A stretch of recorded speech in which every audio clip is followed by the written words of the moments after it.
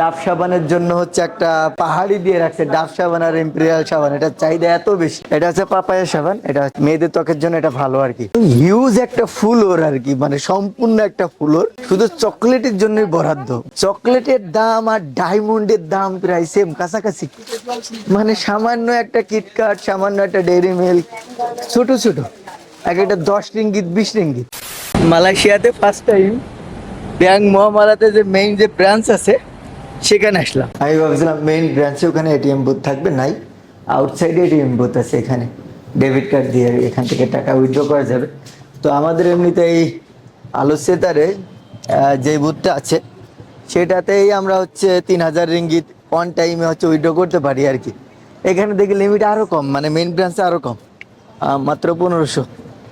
তো কয়েকবার করে উইথড্র করা লাগছে। মূলত হচ্ছে আমরা যারা আল বুখারী ইন্টারন্যাশনাল ইউনিভার্সিটির শিক্ষার্থী, তাদের সকলে হচ্ছে ব্যাংক মহামালাতে অ্যাকাউন্ট আছে। ইভেন আমাদের যে স্টাইপেন্ড, স্কলারশিপের যে স্টাইপেন্ডটা, সেটা ব্যাংক মহামালাতে আসে। সো ফার্স্ট টাইম আসলাম, তো ভাবলাম মুহূর্তটা একটু ক্যাপচার করে রাখি। আমি ষষ্ঠ কিংবা সপ্তম শ্রেণীতে রাশি ভ্রমণ নামে একটা আমাদের প্রবন্ধ ছিল, সেটা পড়ছিলাম আর কি। তো ওখানে লেখকের এমন একটা কথা ছিল, উনি হচ্ছে ভারতের কোন অঙ্গরাজ্যে ঘুরতে যায়, তো ওই যে পাহাড় আর কি দেখে মনে হয় প্রত্যেকটা পাহাড় কাছে যখন হাঁটতে থাকে দেখে পথ বাড়তে থাকে বাড়তে থাকে। তো এখানে ঠিক তেমন, মানে কোয়ালালামপুরের সব সুউচ্চ ভবনগুলো সব একই জায়গায়, দেখে মনে হয় কাছে। আমার কাছে মনে হলো ব্যাংক মহামালা তো অনেক কাছে, বাট আমি যখন হাঁটা শুরু করলাম দেখলাম যে না, আমার গলা শুকিয়ে গেছে, আমি ক্লান্ত হয়ে গেছি, মানে আমি আর হাঁটতে পারছি না, মানে এমন একটা পরিস্থিতি আর কি। আমি যদি দেখতাম যে না এই ভালোই দূরে, আমি গ্রাব বুক করে নিতাম, বাট আমার কাছে মনে হচ্ছিল এটা খুবই কাছে, তো আমি সেই হিসেবে রওনা দিয়েছি। মালয়েশিয়াতে মার্কেট করার ক্ষেত্রে হানিফা মার্কেটের কথা আপনারা শুনে থাকবেন, কিংবা আপনারা যারা মার্কেট করতে চান তারা মানুষের কাছ থেকে সাজেশন হিসেবে হানিফা মার্কেটের সাজেশনটা পেতে পারেন, যে কেউ যদি দেশে যেতে চায় তাহলে কোথা থেকে মার্কেট করবে, হানিফা মার্কেট। তো আমি এখন আছি সেই হানিফা মার্কেটের সামনে। এখন আমি এটার ভিতরে গিয়ে দেখবো, মানুষ বলে এখানে তুলনামূলকভাবে প্রাইস কম, কতটা কম সেটা আমি দেখবো। চলুন তাহলে। আমি এখন যেই ফ্লোরে অবস্থান করছি এটা হচ্ছে কসমেটিক্স কর্নার আর কি, মেয়েদের হচ্ছে উইক কর্নার জোন আর কি, মানে উইক কর্নার এটা। এখন হচ্ছে বেবি কর্নার এটা। সো আমার অলওয়েজ যে ফেভারিট আছে জনসনস আর কি, জনসনসের যেগুলো আছে বেবিদের জন্য এগুলাই আমি প্রিফার করি। রিসেন্টলি এই যে এই ব্র্যান্ডগুলো আগে ছিল কিনা জানি না, বাট আমি রিসেন্টলি এগুলো বেশি হাইলাইট হচ্ছে দেখছি। বাট এগুলার আমার মনে হয় যে অনেক বাড়াবাড়ি দাম। সামান্য এটা হচ্ছে 60 রিঙ্গিত দাম। তো 60 রিঙ্গিত দাম মানে হচ্ছে প্রায় হচ্ছে 1800 টাকা দাম আর কি, মানে সামান্য জাস্ট এতটুকু। তো 1800 টাকায় বেবিদের জন্য আসলে অনেক কিছু কেনা যায় বাংলা টাকায়। এই সাইডে আরো অনেক কিছু আছে আর কি বেবিদের জন্য। এখন হচ্ছে যারা হচ্ছে কি অ্যাডাল্ট গার্ল আর কি তাদের জন্য আছে, এই সাইডে আছে হচ্ছে ব্যাগ কর্নার, নানা ধরনের ব্যাগের যে সমাহার এখানে আছে। যারা কাস্টমার আর কি কেনাকাটা করছে অধিকাংশ হচ্ছে ইন্ডিয়ান, আর হচ্ছে বাংলাদেশি, নেপালি, এরাই। আমার যতটুকু ধারণা এটা হচ্ছে এই সবটা হচ্ছে তামিলরা, ওনার হয়তো বা তামিল। এনসেন্টের কর্নার, এটা হচ্ছে নিভিয়া। সো আর অনেক কিছু আছে আর কি। আমি মূলত মার্কেট যেটা করি, আমি সরাসরি শপে না করে আমি অধিকাংশ মার্কেটগুলো করি হচ্ছে অনলাইনে। সো অন্যান্য মানুষের অ্যাকাউন্টের তুলনায় আমার অ্যাকাউন্টের প্রাইস অলওয়েজ অনেক কম থাকে। সো আমি ওটা প্রিফার করি ওখান থেকে কেনা। এটা হচ্ছে পাপায়া সাবান, এটা হচ্ছে মেয়েদের ত্বকের জন্য, বিশেষ করে আমি যতটুকু শুনেছি মেয়েদের ত্বকের জন্য এটা ভালো আর কি। সো এটা হচ্ছে 3 প্যাক করে আছে, 3 প্যাক করে আছে, প্রায় 12.5 রিঙ্গিত করে। লাক্সের ভ্যারিয়েন্ট কখনো দেখি না, এটা লাক্সের এমন ভ্যারিয়েন্ট এখন দেখলাম। অনলাইনে সব করা হয় তো ওই জন্য মানে এগুলোর এক্সপিরিয়েন্স কম। সেন্টল সব ফার্স্ট ফ্লোরে স্যার, এটা প্রত্যেকটা ফ্লোরে হচ্ছে পেমেন্ট কর্নার আছে, আপনারা চাইলে পেমেন্ট সেখান থেকে পেমেন্ট করতে পারেন। এখানে আছে হচ্ছে নানা ধরনের হচ্ছে পারফিউম যেগুলা, সেগুলো সমাহার এই সাইডে আছে।